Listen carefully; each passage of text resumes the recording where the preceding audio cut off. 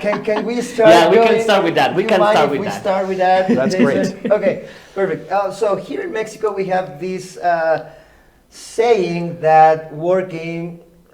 Some people say that should be with inside a box in paper war games. Other people, as myself, sometimes say that the war game is the ones with the miniatures. So what do you with think? large armies, no? With Large armies with or miniatures. skirmish or something like that, like Warhammer, Blood and Plunder, Right. as we mentioned before. So what do you think about that? Do you think war games or paper war games are fighting against the miniature war games? Do you think, or we can live together in yeah. harmony? Yes. Yes, we have to live together because the real enemies are the Eurogame players. So I love that. So the Euro game. Okay, got it. You can't say that because David Tursi oh yeah, that's beat right. you in your own game. Yeah, that's right.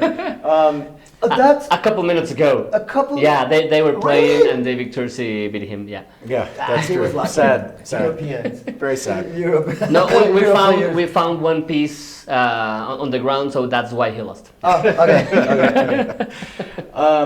Honestly, though, in my own development in the hobby, the first thing that got me in was Axis and Allies. My dad, I was 14, I think, and my dad bought Axis and Allies for the Christmas it came out, and I went crazy, and we played every weekend, and et cetera, et cetera. And then, just by weird coincidence, I was looking around for more games like Axis and Allies, and Origins, which is one of our big, at the time it was a big wargaming convention, it was moving every year. And that year, just by happenstance, it came to Los Angeles. And so my mom drove me because, you know, I'm a dumb teenager. Yeah, and dropped me off.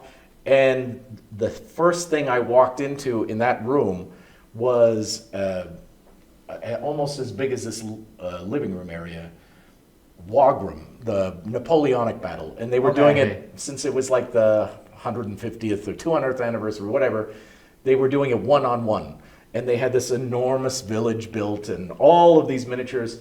And then I left Axis and Allies and I started going blind and painting collars on stupid Russians and, you know, that sort of thing. And obsessing about uniform details and the terrain and the things that miniature wargamers do.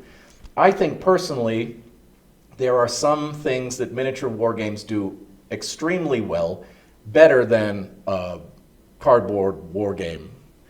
And I think at the tactical level, I prefer to play with toy soldiers. Okay. But for the kind of game that I design, you know, you can't really do this with miniatures. You could stick plastic toys into the box, but it doesn't mean anything and it doesn't really do anything. So I think in general,